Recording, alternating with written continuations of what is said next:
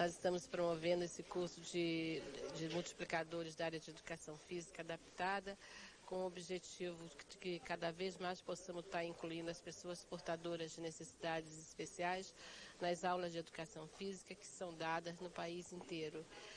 O Ministério de Educação tem uma política de inclusão escolar e a gente precisa o Ministério está dando competência técnica para o sistema de ensino para receber esse aluno, atender esse aluno de forma mais adequada.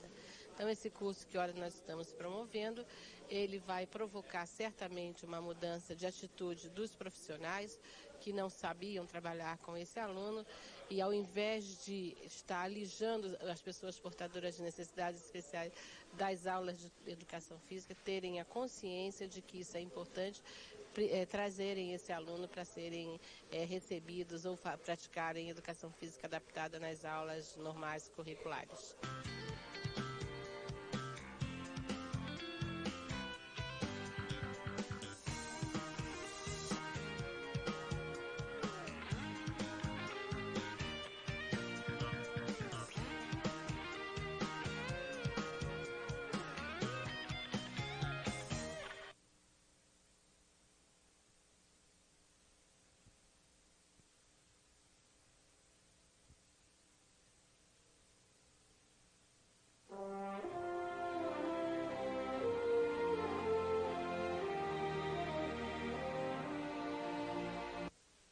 Detectado precocemente um problema no desenvolvimento, em grande parte dos casos, poderia ser sanado esse problema no desenvolvimento. Então, daí a importância do exame pré-natal, a importância, depois do nascimento, uma sequência, uma regularidade no controle da saúde e do desenvolvimento dessa criança.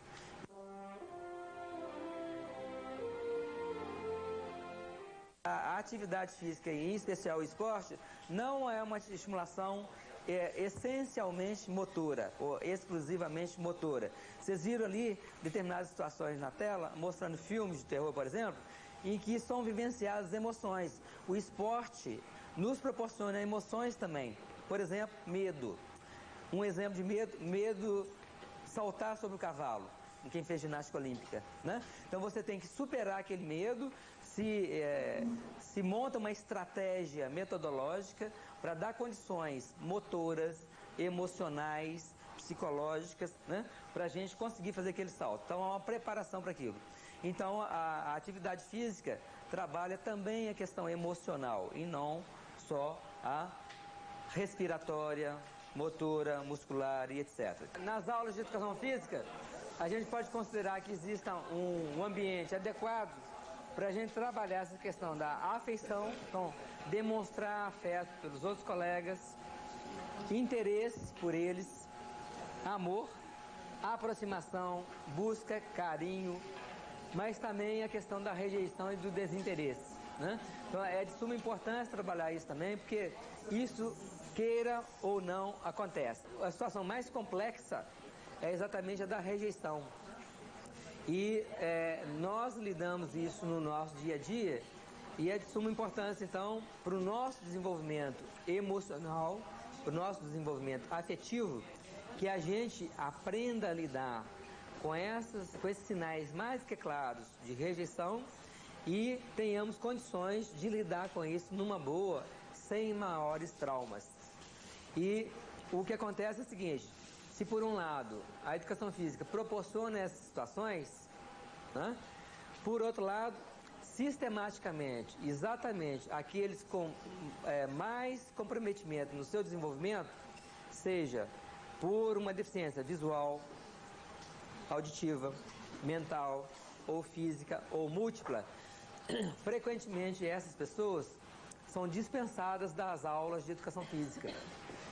Ou seja, elas deixam de receber essa estimulação para um desenvolvimento social, afetivo, motor, emocional, né? Então é o que mais precisa, exatamente o que fica de fora desse contexto de estimulação.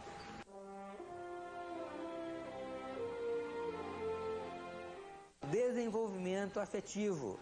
Então, desde pequenas, as crianças vão ver que uma recebe carinho, afeto, atenção, proteção, né? E a outra não.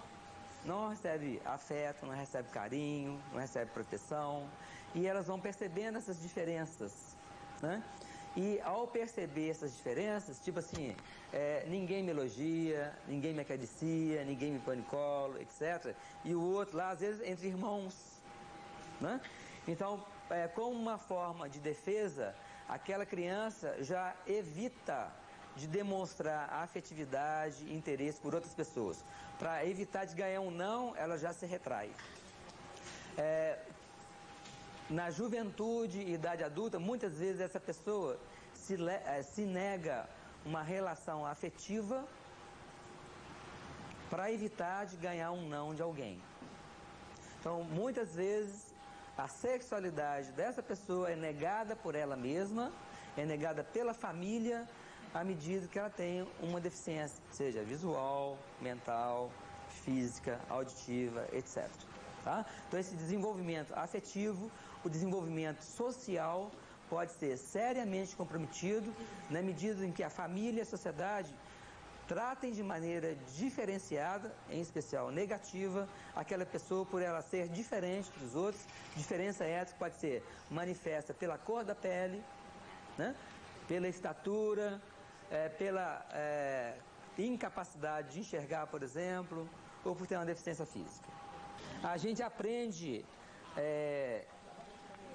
a se aproximar mais de determinadas pessoas, a nos unirmos desde pequenininho e a preferirmos estarmos próximos ou a brincarmos com determinadas pessoas.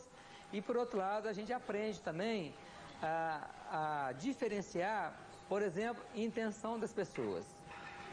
Né? Tipo, a pessoa se aproxima de mim ou de alguém e a gente aprende a discriminar o quanto essa pessoa quer chegar próximo da gente. Né? Então, tipo, se ela quer chegar mais próximo do que eu quero, ou se ela quer chegar perto, mas com uma certa distância ainda. Tá? Então, esse processo de aprendizagem acontece também no nosso desenvolvimento afetivo. Então, a gente começa na relação afetiva com os nossos pais, os nossos irmãos, a empregada, né? Vizinhos, parentes, e depois essa relação afetiva vai se consolidando também com colegas de sala, vizinhos, né? Até que chega a puberdade, aí começa, de um modo geral, uma relação afetiva mais estruturada, mais diferenciada, né? Numa forma mais específica. Então é de suma importância que a família esteja alertada sobre isso, é de suma importância que nós, num contexto escolar, saibamos estimular de maneira adequada o desenvolvimento da afetividade dessas crianças, né? Que pode se manifestar numa maior amizade entre os alunos, né? Ou um relacionamento mais amigo, mais afetivo, mais próximo. Então são coisas que tem que ser aprendido também.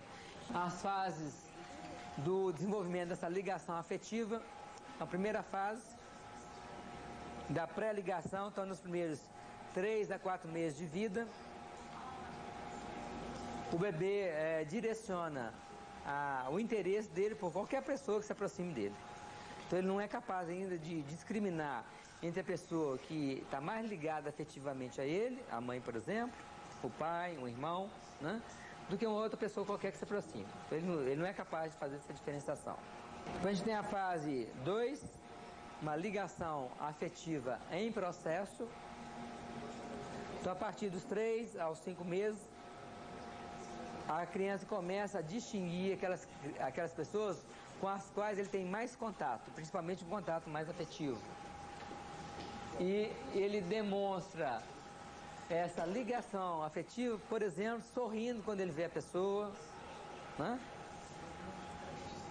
E é mais fácil ele aceitar o afeto, por exemplo, na hora que ele está chorando.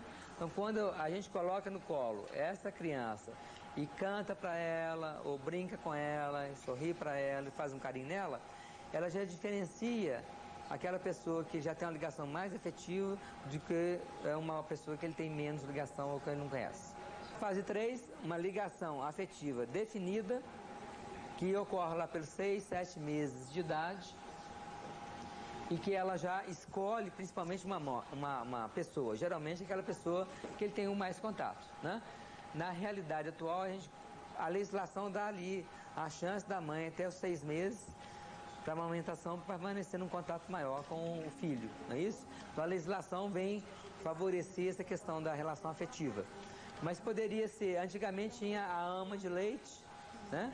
Ou às vezes a empregada que está ali mais presente, ou uma tia, uma outra pessoa, irmã mais velha às vezes.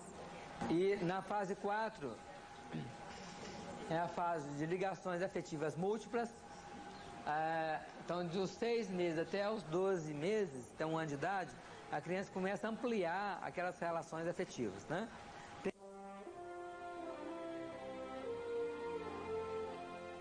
É um casal, supõe-se, estável financeiramente, estável emocionalmente no que se refere à relação afetiva dos dois, né? Que programaram ter um filho. É uma situação completamente diferente, porque às vezes você está afim em alguém para transar com ela, mas se pensar em casar com ela ou ter um filho com ela, de jeito nenhum, né? Mas, ou você está afim na pessoa, mas você não quer ter filho, não é isso? E aí, de repente, pinta uma gravidez que não foi programada, e pior que isso, não era desejada, né? E vem, então, uma criança que não foi querida. Então, é lógico que se pode pensar, esperar, que aquela educação daquela criança vai ser muito diferenciada daquela outra que foi programada e que foi desejada, né? E um detalhe na história aí é que as famílias nunca se preparam para ter um filho portador de deficiência.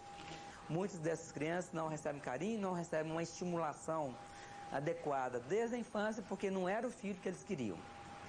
Então, conturba todo o contexto familiar e essa criança não tem condições emocionais, sociais, motoras, né, de se desenvolver de maneira adequada. Então, é de suma importância que haja um suporte emocional para essa família, que haja uma orientação, não só médica, mas psicológica, pedagógica, né, para que essa criança tenha condições sociais, afetivas, né, e de estimulação adequada para se desenvolver.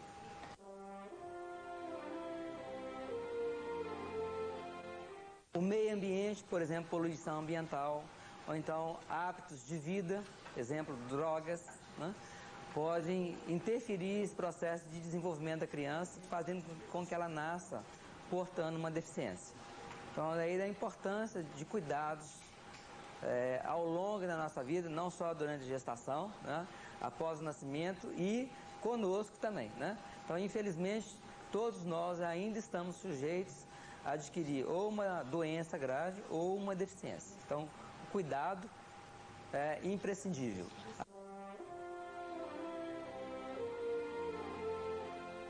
Ficar em pé, andar, balbuciar, começar a falar, né?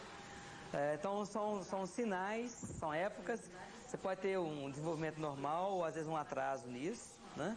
Mas eles esperam o desenvolvimento da criança. Então é de suma importância que ela tenha, desde o nascimento, de preferência antes, né? Mas desde o nascimento, um acompanhamento médico na sua evolução, para que, constatado um distúrbio nesse desenvolvimento, ela possa ser adequadamente estimulada.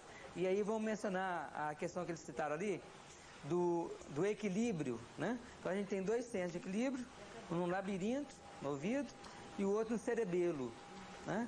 Então no cerebelo, principalmente lesões cerebrais e em forma de ataxia, por exemplo, em que a coordenação motora vai ficar comprometida e o equilíbrio também, né?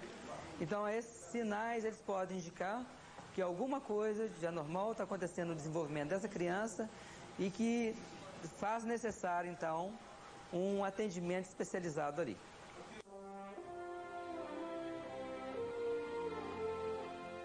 A educação física é um campo aberto e ótimo para trabalhar todas essas coisas, né? Então ele trabalha responsabilidade, solidariedade, uma qualificação para a pessoa ser capaz de conviver com outras pessoas de maneira mais harmônica, por exemplo, não sendo egoísta, não sendo narcisista, não é isso? Sendo mais tolerante, sabendo dividir as coisas com os outros, ao mesmo tempo aprendendo a lutar para defender os seus próprios interesses, os seus próprios direitos, ao mesmo tempo reconhecendo que às vezes a opinião do outro está mais abalizada, melhor fundamentada do que a da gente, eu tenho que aceitar isso, né?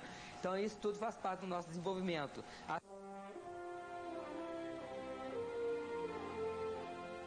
O desenvolvimento motor, então ele tem uma programação que obedece uma certa sequência.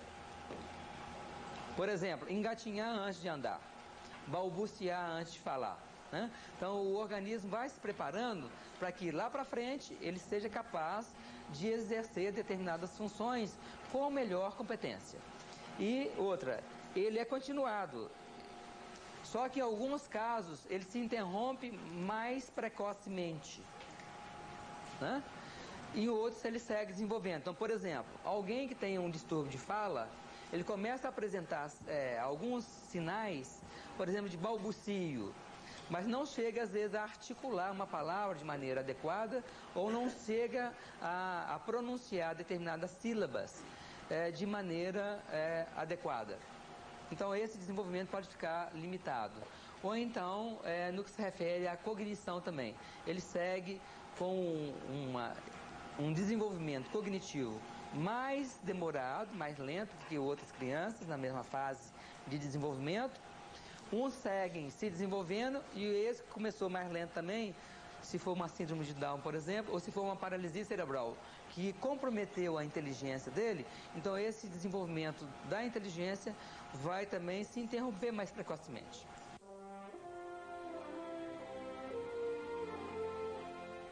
Ele tem um ambiente fraterno, amigo, com estímulos positivos, com incentivo para estudar, para trabalhar, para praticar esportes, você tem um nível de desenvolvimento. Por outro lado, se você tem um meio ambiente hostil à sua pessoa, ou um meio ambiente que a pessoa não recebe estímulos visuais, acústicos, né? Ou o hábito de leitura, por exemplo, está ausente dentro da família, então é lógico que esse desenvolvimento da pessoa pode ter um avanço maior ou ele pode ficar mais limitado. Então, esse meio social, esse clima ambiental, do ponto de vista emocional, né? E as estimulações que a pessoa recebe vão interferir nesse nosso desenvolvimento.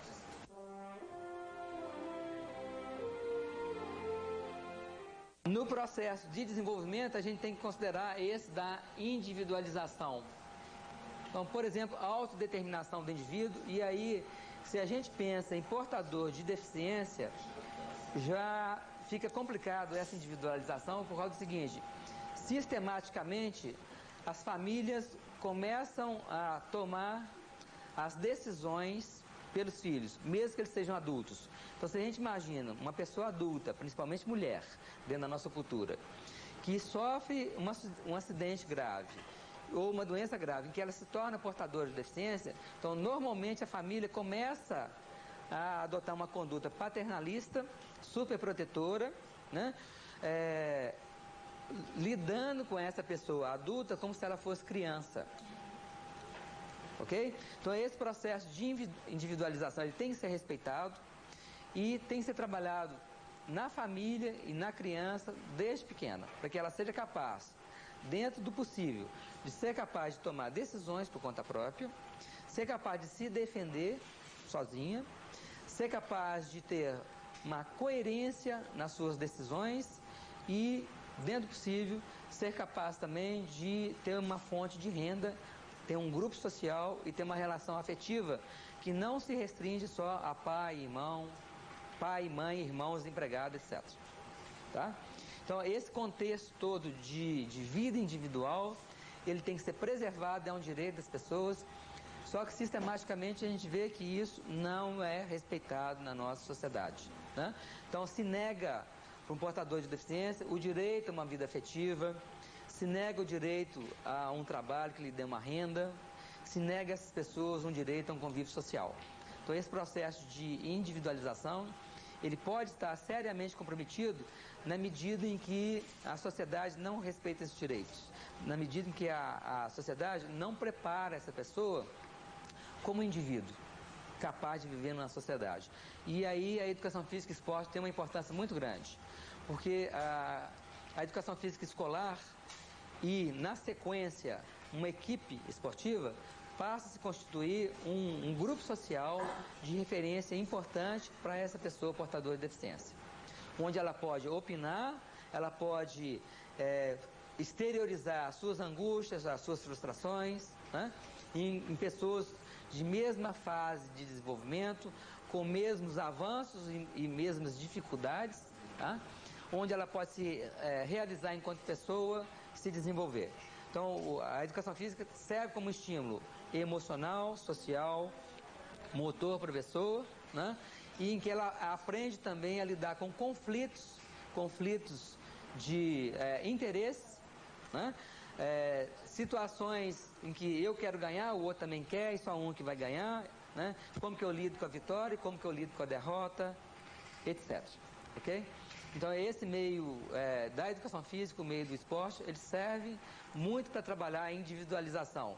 E, principalmente, quando a gente trabalha com um portador de deficiência, essa questão de uma certa independência, uma certa autonomia, são pontos fundamentais no nosso processo educacional. Exemplo, você tem lá crianças, jovens ou adultos com uma certa deficiência física, mas que lhe permitem a eles andar, né, ou com as próprias pernas, ou com bengala ou em cadeira de rodas. Por exemplo, a bola saiu da quadra. Então, nós temos que dar a eles condições de que eles mesmos vão lá sozinhos buscar a bola fora da quadra. Para quê? Para se desenvolverem tanto emocionalmente quanto fisicamente, uma condição de autonomia. A mesma coisa no que se refere à decisão, nós temos que ter uma abertura à decisão para o que vai ser feito num contexto escolar, num contexto esportivo, para que eles aprendam a decidir. Não só ser capaz de tomar decisão, mas lutar por aquelas ideias.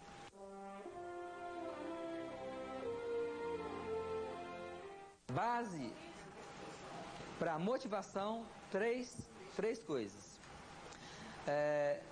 Norma de referência, nível de aspiração e atribuição de causa. Então, repetindo, norma de referência, nível de aspiração e atribuição de causa. O tipo de vida que a gente leva, ele está socialmente num nível melhor ou num nível pior? Né? O meu carro, ele é bom ou ele é ruim?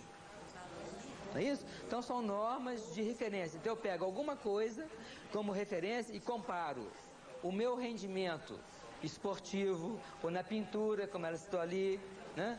Ou para cantar, né? Ou o meu nível de relacionamento social, etc. São normas de referência que a gente usa. Então, a nossa motivação depende de normas de referência. Então, por exemplo, um grande problema na análise da questão da motivação de portador de deficiência é que ele compara como norma de referência o antes da doença, é o antes. E dependendo da fase que a pessoa tiver, que ela emocionalmente está abalada com a história, então ela vai falar sempre assim: quando eu trabalhava na empresa X, principalmente quando ele foi mandado embora, está desempregado, quando eu era casado, essa norma de referência, para quem tem uma deficiência recente, uma doença, sempre ou tem uma separação afetiva, ou uma perda do ente querido, ou uma perda do emprego, né? Então essa norma de referência, normalmente, ela se refere ao antes, a um antes positivo. E enquanto a pessoa se mantiver presa àquele antes, na relação afetiva, no emprego, na saúde, a vida dela não vai caminhar, ela não vai ter motivação suficiente para seguir se desenvolvendo, tá? Saída para isso. A saída é estabelecer novas normas de referência. Por exemplo, o indivíduo estourou no juvenil, já não consegue render mais, ele passa para o master.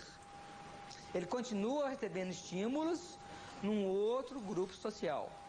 Aí você tem lá um grupo de terceira idade, você tem um grupo de pessoas que tiveram câncer de mama, que segue numa vida com uma proposta positiva, com uma expectativa positiva, com um estímulo positivo, social, emocional, afetivo, profissional, tá? Então, isso significa para mim o seguinte: eu tenho que estabelecer novas normas de referência.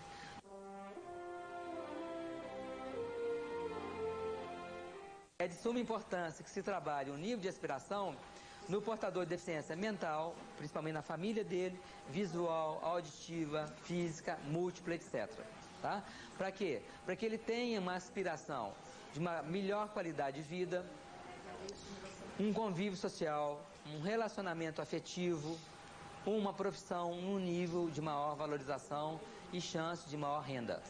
Então é de fundamental importância que a gente trabalhe a questão do nível de aspiração. Então o que eu quero para mim em termos de salário, o que eu quero para mim em termos de qualidade de vida, o que eu quero para mim em termos de relacionamento social e vida afetiva.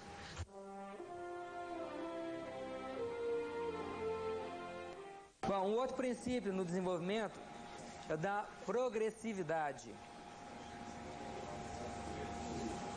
Então ele não acontece de maneira abrupta, ele vai aos pouquinhos. Só que em algumas pessoas, num certo transcorrer, numa certa velocidade. Em outras pessoas, mais lentamente, principalmente se tratando de pessoas portadoras de deficiência. Então ele pode, numa certa fase específica, ter um menor desenvolvimento que outras pessoas. E esse desenvolvimento ele vai ter uma diferença de pessoa para pessoa. Então, se a gente pega só pessoas com deficiência mental, vai ser diferente o desenvolvimento de um para o outro. Se nós pegamos pessoas sem nenhuma deficiência, vai ter variações também de uma pessoa para outra pessoa. Na deficiência visual, auditiva, física, etc., então a gente vai encontrar diferenças, né, entre uns e outros.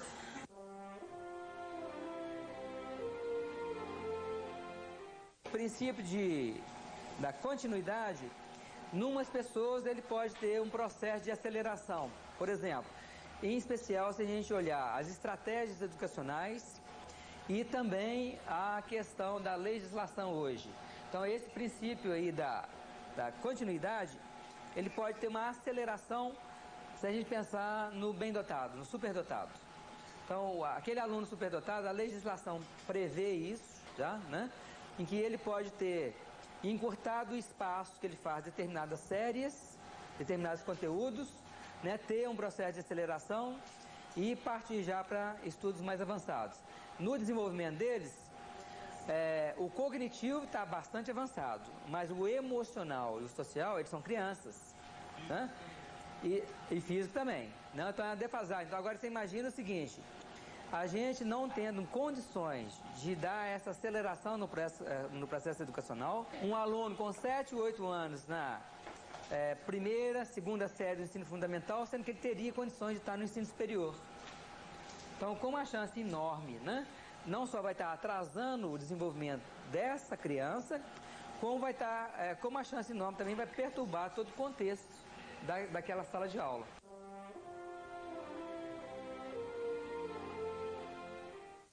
O princípio da especificidade. Então, quando a gente pensa em desenvolvimento, a gente tem que pensar, por um lado, no desenvolvimento global da pessoa, mas também de determinadas coisas específicas. E isso já fica ilustrado com o exemplo que eu dei agora mesmo, de que a pessoa, às vezes, tem uma deficiência visual, mas tem uma cognição preservada. Então, a gente vai ter que, especificamente, procurar desenvolver exatamente aquela função que está preservada, ok? Aí procuraríamos então fazer esse desenvolvimento específico.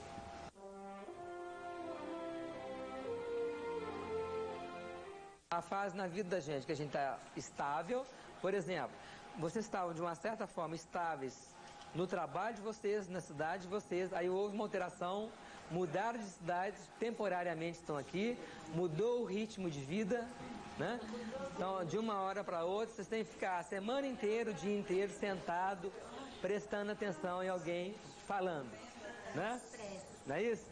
Então, muda totalmente o ritmo e pega vocês despreparados para essa função de voltar a ser alunos, voltar a ser estudante, né? Então, essa instabilidade, normalmente, ela pega uns mais despreparados que outros, uns se adaptam mais facilmente, outros têm mais dificuldade e etc. O desenvolvimento abrange fases cíclicas, sendo cíclica, ela se repete, né? E repetitivas. Então, vocês estão num ciclo está repetindo, que é o de aprendizagem.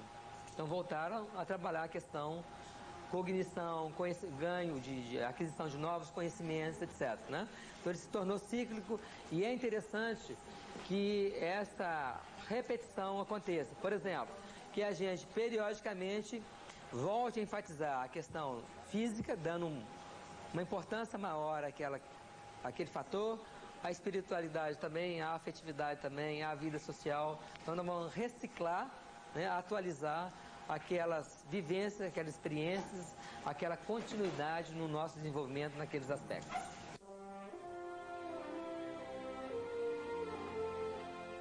Sensório-motora, né, que vai do nascimento até aproximadamente os 2 anos, só que é o seguinte, a gente vai encontrar pessoas, às vezes de idade adulta, com deficiência mental, em que essa fase sensório-motora vai ser o máximo que ela vai atingir. Não vai progredir muito naquilo ali não, ok? Então daí a importância da gente seguir estimulando as diversas percepções, né, no aspecto sensório-motor, por exemplo, acuidade, discriminação visual, auditiva, da fala, né, motora, equilíbrio, coordenação motora, discriminação de formas, esquema corporal, lateralidade, etc, etc. Então, nessa fase, é de suma importância que dê ênfase a isso, né? E independente da faixa etária. Então, tem comprometimento nisso, a gente vai dar sequência nessa estimulação. Okay? Outra etapa, pré-operatória, acompanhada aí uma linguagem oral, então uma verbalização muitíssimo melhor, e já sendo capaz de fazer representações e encenações. Então, ela é capaz de distinguir mais facilmente entre a fantasia e a realidade. Uma outra fase, uma outra etapa, melhor dizendo, é a operatório concreta. Para todos aqui, eu acredito que tenha sido uma dificuldade de entender de início o que era um conjunto vazio, né, quando a gente estudou matemática. Então, se era um conjunto, para a gente tem um monte de coisa, mas se ele é vazio, então ficava um negócio meio pirante, né? Não dava para entender muito bem aquilo ali. E aí a criança já é capaz de estabelecer determinadas associações de ideia. Tipo, se A mais B é igual a C, então C menos A é igual a B. Tá? Então ela já é capaz de estabelecer essas relações, concluindo determinadas coisas. Então parte de uma coisa e conclui uma segunda, até mesmo uma terceira lá mais complexa. Tá? Então isso implica não só numa certa condição cognitiva, mas também numa condição de desenvolvimento emocional.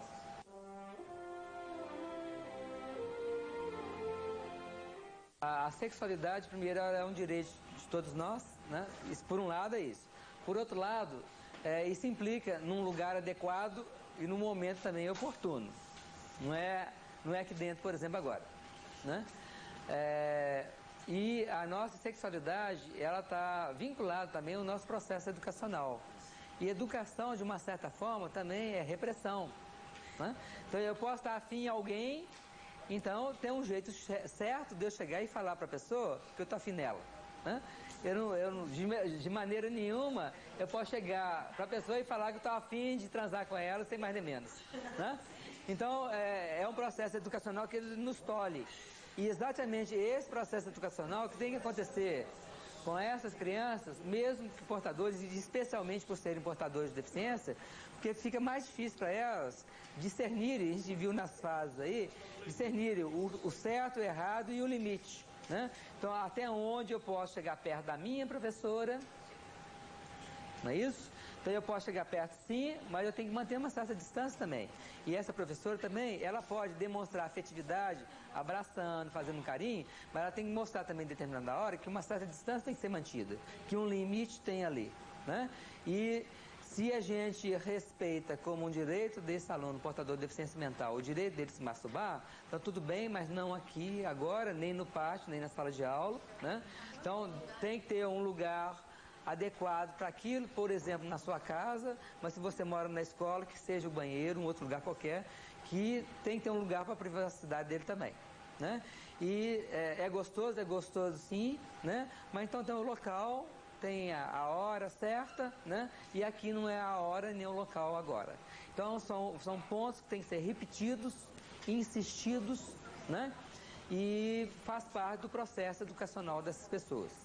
A dificuldade maior está em mudar como professor, porque a gente pode ser mal interpretado por uma sociedade que não está preparada para esse tipo de abordagem na escola ainda.